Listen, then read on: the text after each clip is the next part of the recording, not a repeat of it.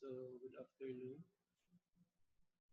So, if you're going to look at what we have in the first and second video, I was not able to give you the definition actually of the different ports and even its um, coverage, right, or the function. So, this afternoon we're going to have it. Okay. So, I will be using the slides. Okay. So in the constitution that we have, in the 1987 constitution, so these three branches of the government can be found actually in the section, article 6, 7, and 8.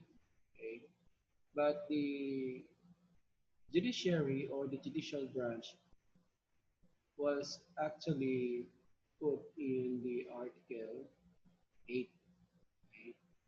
So in here, the constitution of the Philippines, okay, we are here, ordains that the judicial power should be vested in the Supreme Court.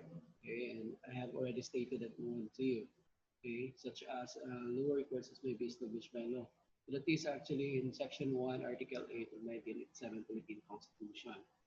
And of course, under the Philippine laws, okay, we have also this what we call a Judiciary Reorganization Act of 1980 or Batas Pambansa Bilang 129, okay, which took effect on January 18, 1983, and other laws. Okay, wherein in here, it's stated that the Philippine judicial system must be consist of the following courts. So number one in the list, we have the lower courts. So under the lower courts, we have the municipal trial courts and municipal circuit trial courts. Okay, so as we all know, every municipality in the Philippines has its own municipal trial court. Okay, so it is also referred to as such if it covers only one municipality. So that's what I am telling you, okay, in the second video. So when we talk about municipal trial court, so there's only one municipality being covered by that particular municipal trial court. However, okay, I did told you this one also that when we say municipal circuit trial court, it has two or more municipalities being catered, okay, when it comes to cases. Okay, so that's the difference between the two. Okay, so we have also this what we call metropolitan trial courts and municipal trial courts in cities. Okay, so one of the municipal trial courts in cities or in the town and cities in the metropolitan Manila area, this is actually distinguished from the other political subdivisions, okay, in the Philippines. So the municipal trial court that we have in here in Tacro is not the same as what they have in there because it's located actually in the metropolitan Manila area. So that's why it was called, or they were called as the metropolitan trial courts. Okay, inside or in cities outside metropolitan Manila, so as I've told you, so the equivalent of these metropolitan trial courts is the municipal or are the municipal trial courts in the cities. Tama ba? Okay, so it's stated in here that in cities outside Metropolitan Manila, the equivalent of the municipal trial courts are referred as municipal trial courts in cities. Okay,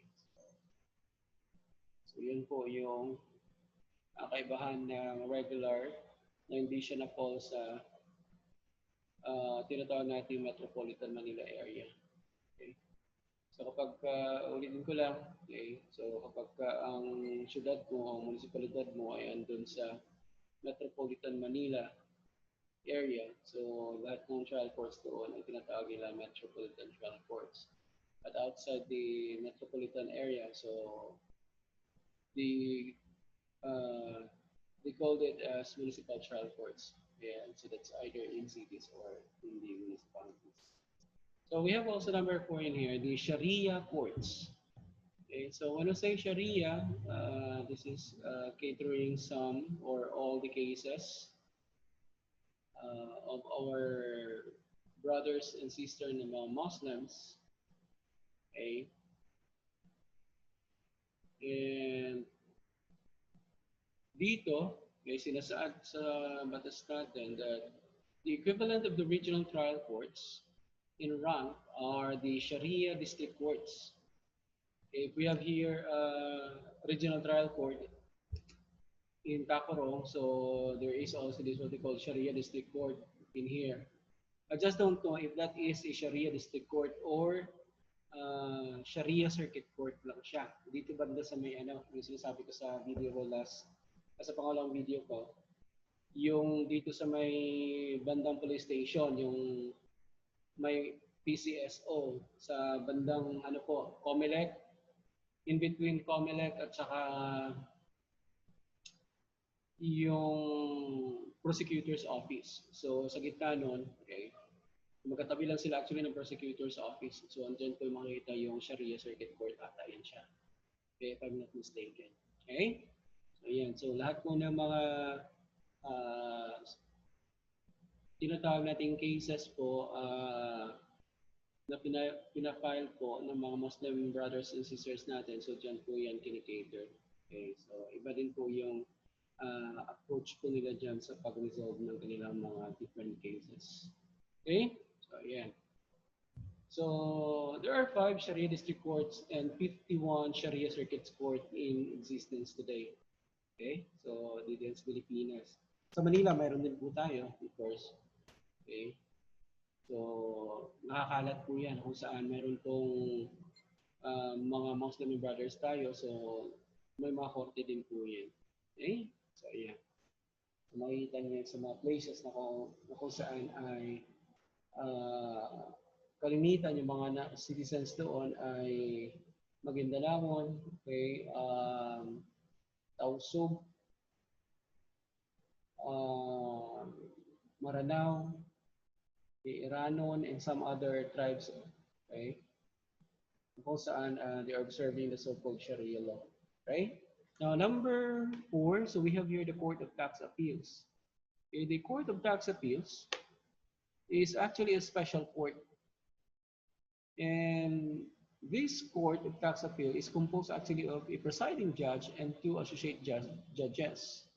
So 3 all in all, okay, when it comes to the composition of its judges. Wherein in here, okay, the Court of Tax Appeal is vested with exclusive affiliate jurisdiction over appeal from the decisions of the Commissioner of Internal Revenue and the Commissioner of Customs on certain specific issues. So whenever there are actually cases pertaining or relating to taxation, so this is the court wherein you can appeal if you ever lose the contest in the lower courts. Okay? So ito po yung pupuntahan ninyo. So particular po sa mga kaso po na may kaugnayan po sa tinatawag nating tax. Okay? Or tax duties. Okay? So number 6, we have the Sandigan Bayan. Okay? So this is also a special court. So when I say Sandigan Bayan, the composition of this, we have here 1 presiding justice and 8 associate justices. Okay? And has exclusive jurisdiction over violation of Anti-Graft and Corruption Practices Act or Republic Act number 3019. Okay? So this is the one in charge in maybe processing the case, those persons who committed graft and corruption practices. And also, aside from that, we have also the Unexplained Wealth Act. Okay, or we call it Republic Act number 1379. Okay, those persons or politicians that could not actually justify their wealth. And if that will be proven to be ill-gotten wealth, so may kakahantungan po silang hindi maganda, of course. Okay? Once it will be proven to be true that those money that they have, okay, are not taken, okay, from legal means, okay, or was not accumulated in legal means. So, most of the time, ang nangyayari dyan, magkakaroon ka ng lifestyle check. Okay? And if the result is negative, so you would be very happy. Because if that is a positive, so normal situation for you, you will be sued. Okay? And of course, aside from the two, okay, Republic Act number 1379 and Republic Act number 1319, we have also other crimes or felonies committed by public officials and employees in relation to their office. So there could be also tendencies of is what we call administrative cases. So lahat po yan ay uh, ito po yung dinudulugan, especially po lahat po ng public officials natin and employees. Okay? Including those employees in government-owned and controlled corporations natin. Ito tinatawag nating GOCCs. So, if you recall, there was this shooting incident. Hostage crisis po ito nung nangyari po sa panahon ni Pinoy. I think that was the first year of Pinoy.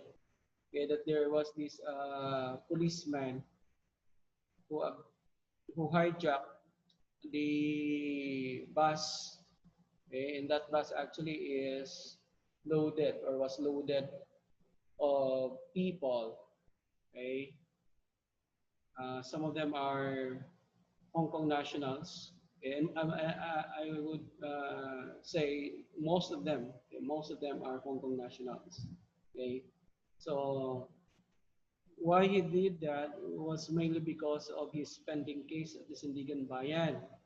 Okay, because I think there was this case filed against him, okay, administrative at the same time. I just don't know if that is also having a criminal case, okay? So, pero meron siyang nabimbing kaso okay, doon sa Sandigan Bayan kung saan hindi po nasolusyonan niya ng Sandigan Bayan, okay? At nagkaroon siya ng magulong pag-iisip, okay? And it resulted to that particular act wherein marami din po namatay doon ng mga foreigners, okay, including himself, of course. Okay? So, yun nga yung isa sa mga problema. Okay? So, sa second video, sinasabi ko na ito sa inyo na yung atin pong justice system dito, sobrang bagal po. Okay? So, sobrang bagal talaga ng proceedings. Okay? So nung nag-attend nga tayo, I just don't know if you were with me that time. Okay, yung kaso na murder doon sa Regional Trial Court nung nag-attend tayo. Okay? Ang unang hearing niya that very day at saka yung next na hearing niya will be the following year. So kung titingnan natin, maglalagay na yung tao the following for 1 year. Okay, bago na naman siya malitis. So ganoon katagal. Okay, where in fact, ayun sa sinasabi natin, kapag ka nasa lower court po yung kaso mo, it should have a verdict at least 3 months to 6 months.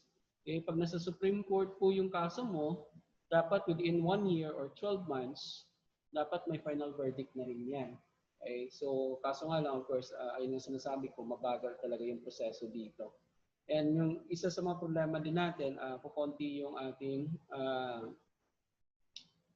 judges. Kaya yung court din natin na nag-hear ng mga cases. Okay? So, sa sobrang dami ng mga kaso na ilakaharap natin o nakapile sa kanila, so minsan tumatagal tayo. Okay? Lalo-lalo na yung mga kaso na sana mabigyan ka agad ng verdict kasi hindi naman ganun ka complicated yung case niya. Okay? So yung sinasabi ko dito yung mga minor offenders lang po. Okay? So dapat magkakaroon yan sila na mabilisan na tinatawag nating pagproseso, okay, ng kaso nila. Okay. So of course, we have this number 7, the Court of Appeals. So the Court of Appeals is composed of the presiding justice and of course 6 to 8 associate justices. Okay. And is also vested with jurisdiction over appeals from the decision of the regional trial courts and certain quasi-judicial agencies or board or commissions. So yung quasi-judicial agencies natin, kagaya po ng Security and Exchange Commission, so isa po yan sa mga natawag nating quasi-judicial agencies. Okay?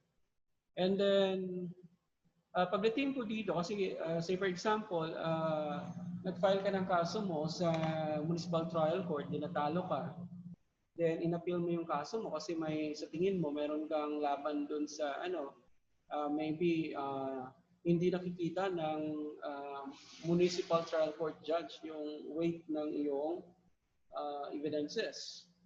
So pag natalo ka dyan, ang mangyayari dito kung may ibubuga ka, so akit mo sa taas sa regional trial court.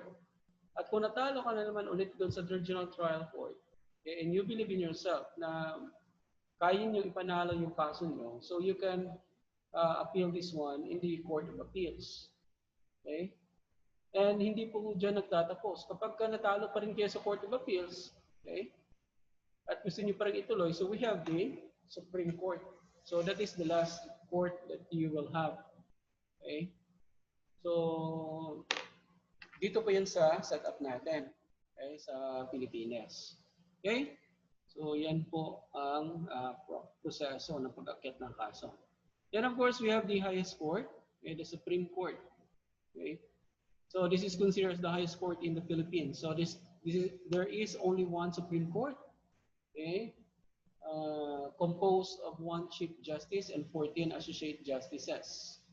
So sa Court of Appeals natin, 69 po sila lahat. Pero dito sa highest court natin, which is the Supreme Court, so 15 all in all po sila, including the Chief Justice. Okay? So it is the final arbiter of any and all judicial issues. So when deciding, it may be set in bond or in division of 3, 5, and 7. So dapat po odd number po sila kapag sila po ay mayroong paglilitis. Okay? Bakit po? So, kasi pag nagkaroon tayo ng even number of the number of associate justices or the justices in the Supreme Court, so if there will be tie in terms of cast of votes, okay, pertaining to a particular trial, okay, or to a particular case, so hindi po yan mag-break yung tie. Kaya they are sitting in odd number. Okay? So, say for example, yung 14 po, nahati po yun. So, 7-7 yung pumabor at saka hindi pumabor. So, ang mangyayari dyan ulit ay si Supreme Court Justice, okay, yung magpapataw, okay, ng verdict. Okay? So, siya ang magbibigay ng final verdict. O break ng tie. Okay? Doon sa vote po ng mga associate justices. So, yun po. Okay?